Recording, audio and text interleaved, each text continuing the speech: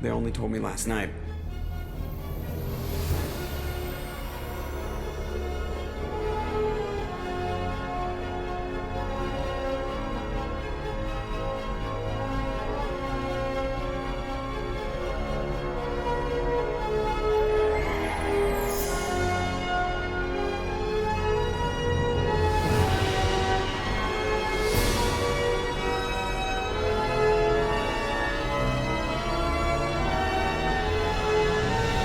Good to be home, huh, Commander? I guess we'll have to give her a name. Space is a vast abyss, filled with dozens upon dozens of planets and light years worth of nothingness, and that, coupled with our current inability to explore its darkest depths, makes it the perfect backdrop for fictional pieces like movies and video games.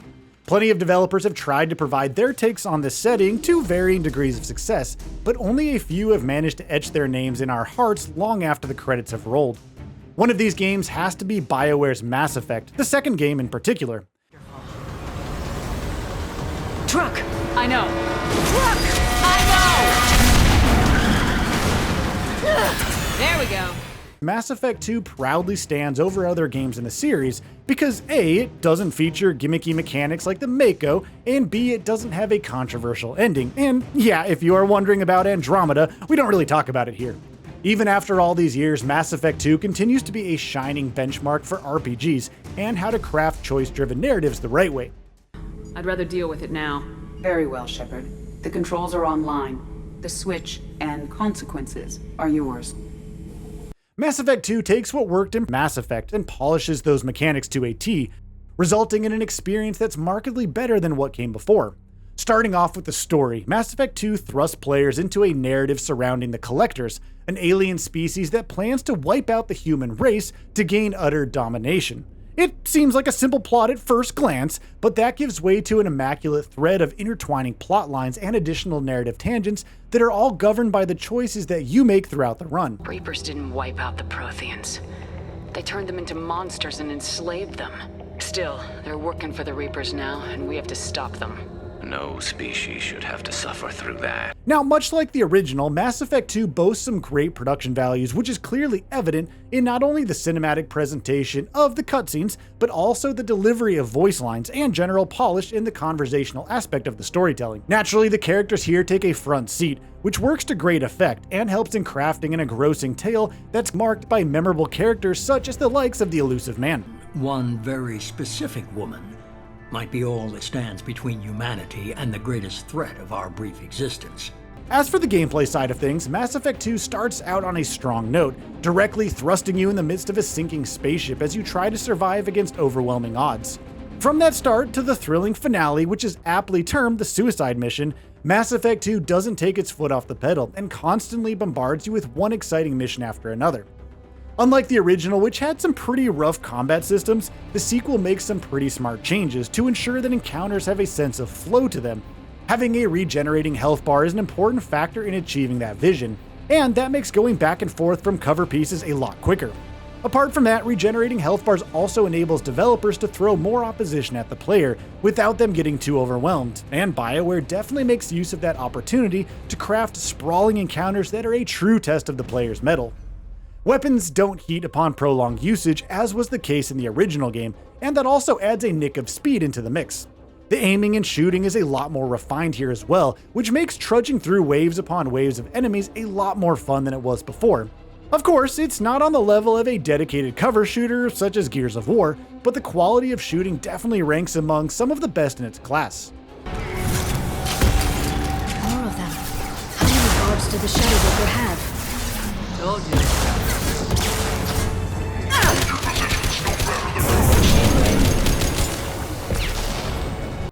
Of course, one of Mass Effect's biggest drawing factors is the mesh of tactical and action elements, which works to great effect in Mass Effect 2. Having a compatible crew alongside you is extremely important to clear out the toughest challenges, and each crew member brings something different to the table. You can utilize a maximum of 2 members on your missions, and strategically using their abilities adds an element of depth to the combat proceedings.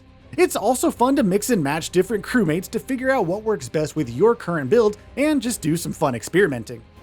And then there's the vast galactic world available for players to explore at their own pace. Mass Effect 2 isn't an open world game, but it does give players access to different maps brimming with all sorts of quests, which sheds more light on the lore at large, while also strengthening your bond with other crewmates. Mass Effect 2's suite of side missions also boast great writing, and can play out differently based on your choices, so it's definitely worth the time to take some extra time and seek out the many quests peppered throughout the map. Shepard, please. Does Captain Shepard have any new evidence to submit to this hearing? Tali helped me defeat Saren and the Geth at the Citadel. That should be all the evidence you need. But if you want more, I can present the Normandy, which Tali also saved from Geth forces. Also noteworthy are the visuals, which have naturally aged after all these years. But even when it first came out, Mass Effect 2 was one of the best looking games of its time. Even today, you can easily appreciate the stellar art direction on display with the clever use of warmer tones like red, blue, and black that give it a rather distinct feel. But why is Mass Effect considered to be the series' high point? Well, that lies in its ability to juggle different aspects in a very appropriate fashion.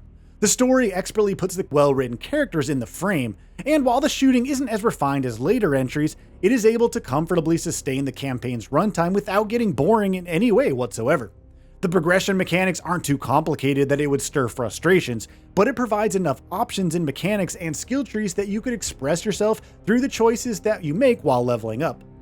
Now, the true mark of a great RPG is its ability to engross its players in its world and characters, and Mass Effect 2 is emblematic of those traits in spades.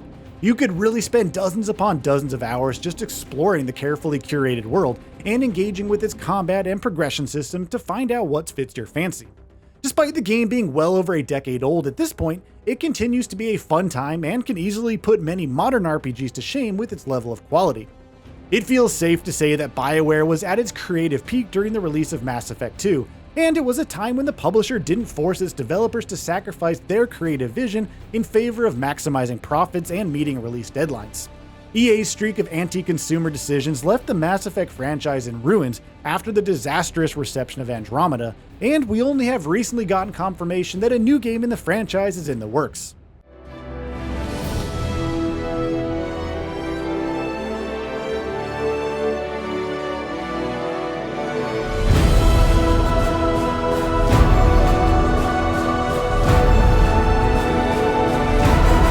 So, what are your thoughts on this? Go ahead and share them in the comments below. And if you like this video, please subscribe to the channel and enable all notifications by clicking the bell icon to get new video updates. We upload every day and would really appreciate your support. Thanks for watching.